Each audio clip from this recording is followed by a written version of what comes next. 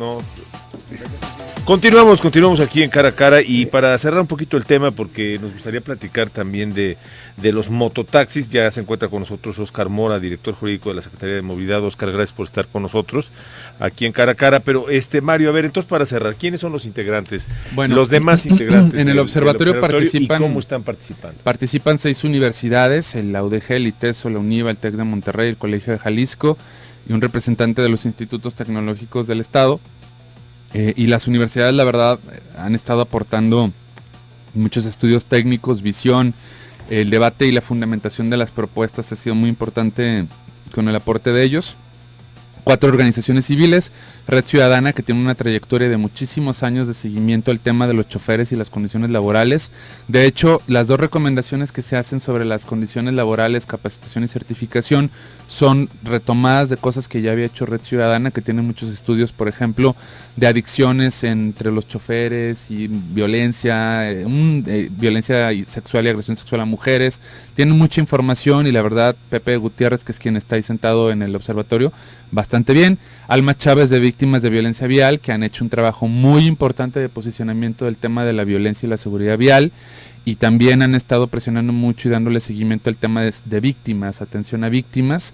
Jesús Soto, de Ciudad para Todos, que también representa la Plataforma Metropolitana para la Sustentabilidad, que ustedes saben, bueno, ha hecho un trabajo muy importante con el tema de movilidad no motorizada, el plan de movilidad, plan maestro de movilidad no motorizada del área metropolitana.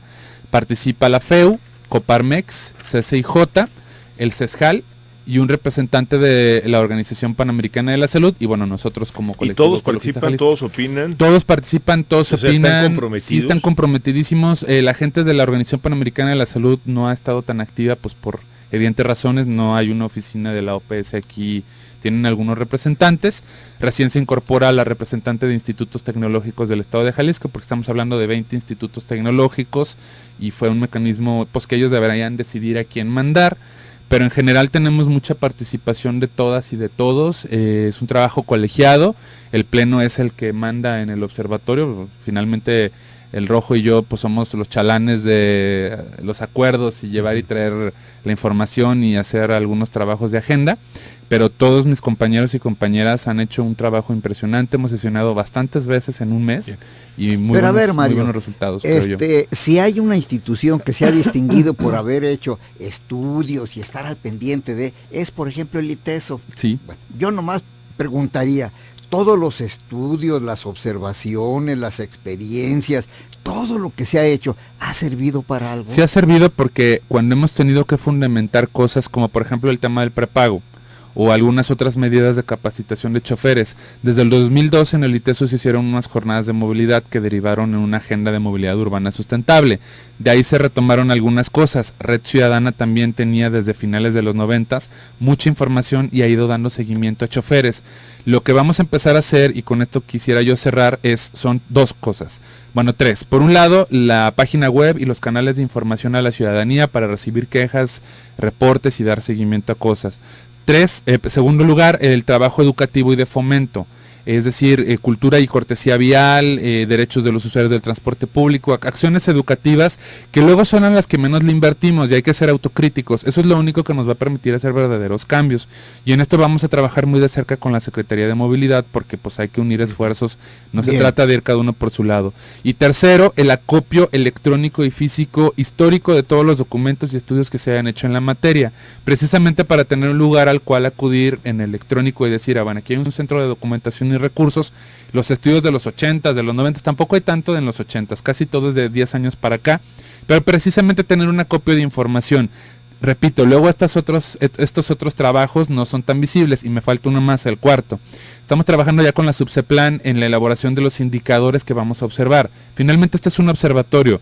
Una de nuestras características es recomendar y lo vinculante, pero lo otro es observar, generar información y datos que permitan a los tomadores de decisión también mejorar o evaluar o medir ciertas cosas. Entonces, con lo de Mide Jalisco vamos a empezar a hacer un subsistema específico de transporte. Pero nomás una pregunta, dime dónde va a estar disponible ese banco de datos para que lo consulte cualquier persona. Electrónicamente va a estar en la página web, y lo que físicamente no se pueda, pues veremos ahí. Nosotros como Colectivo Ecologista Jalisco tenemos un centro de documentación, un banco hemerográfico con datos desde los 80s, y pues ahí tendremos disponibles las cosas. Y entonces quedamos emplazados, Mario, para que el 8 de junio conozcamos. El 8 de junio acá nos vamos a ver, Pablo, para dar más información de esto. Emplazadísimos para ver exactamente cómo terminaron de aterrizar me gusta venir a comparecer una vez al mes.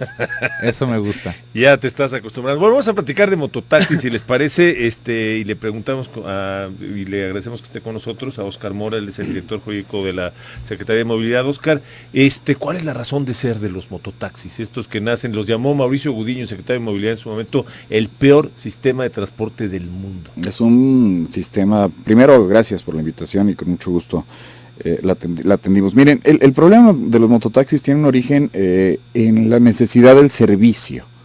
Desafortunadamente, en zonas específicas de las áreas del área metropolitana, crearon unos fraccionamientos con vialidades muy pequeñas, con objeto de atender la demanda, o quizás calles muy angostas. Sí, son calles muy angostas. Con objeto de tener más casas, hicieron más angostas las calles.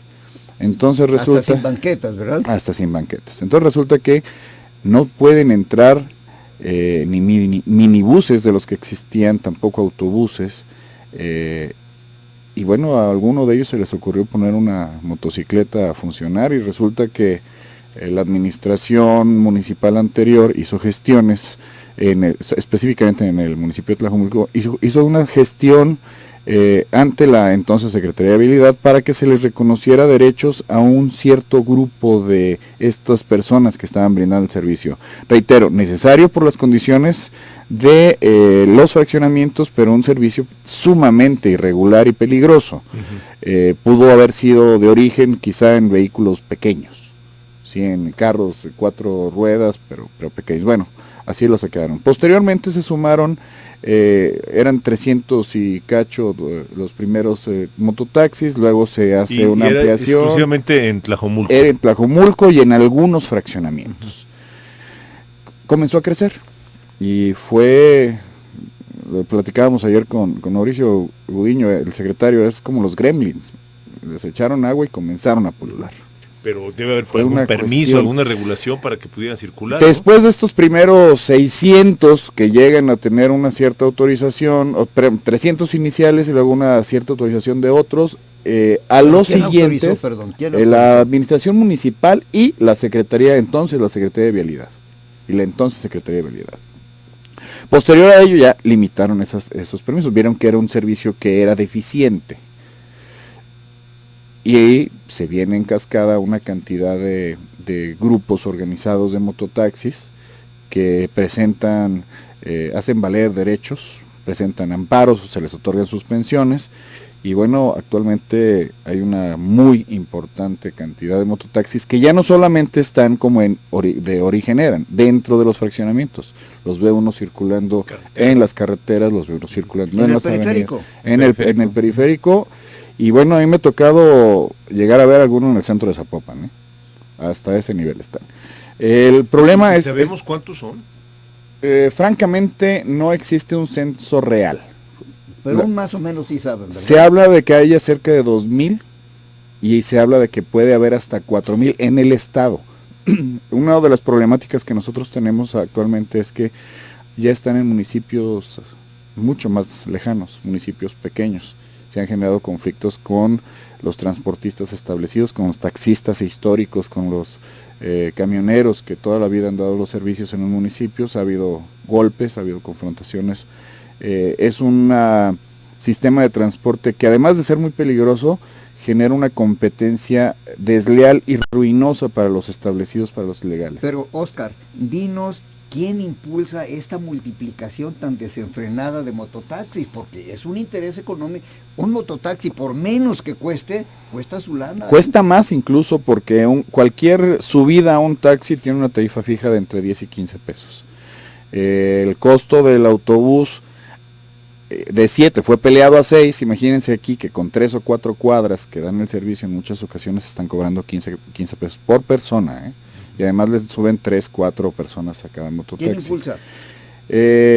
Fueron autorizados en su momento fueron los primeros, posteriormente se organizaron, hay grupos sindicales, hay grupos organizados, es que no es solamente una, no es unifactorial, es una cuestión muy compleja, muy complicada la que se está presentando con esta modalidad de transportación.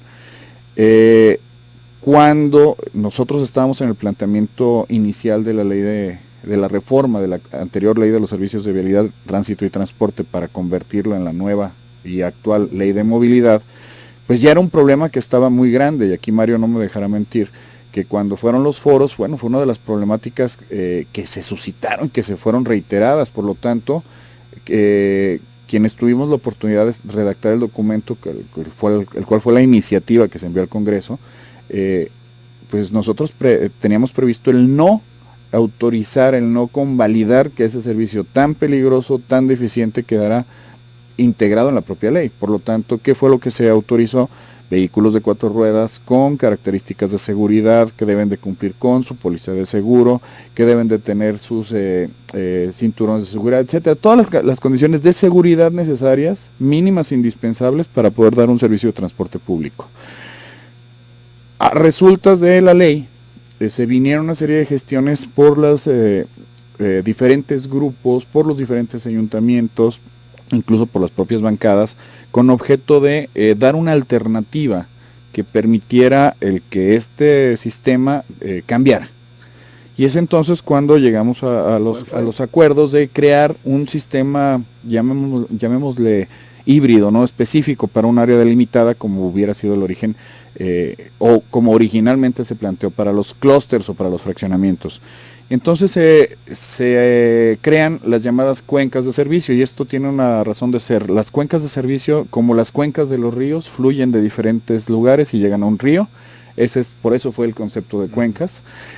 Y lo que nosotros preveíamos fue que tuvieran un origen y un destino.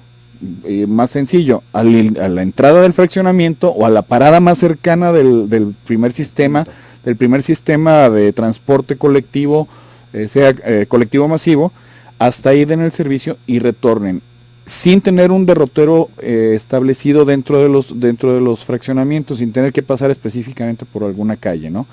Y después buscamos la forma en la que se pudiera dar, y comenzamos a hacer pruebas, primero con unidades, en diferentes clústeres, en diferentes fraccionamientos, con unidades del transporte público.